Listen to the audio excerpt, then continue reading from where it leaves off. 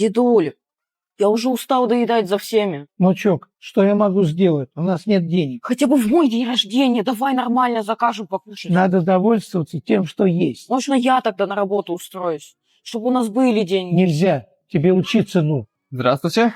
Завтрак для именинника. А вы кто? А вы что, не помните? Вы же меня попросили накрыть на стол для именинника.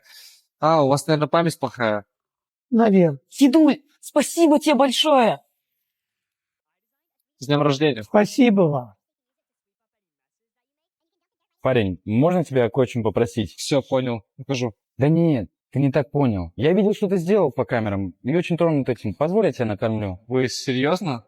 Можно? Конечно, я охранник теремка. Пойдем со мной. Стойте. В теремке же наше правительство кушает.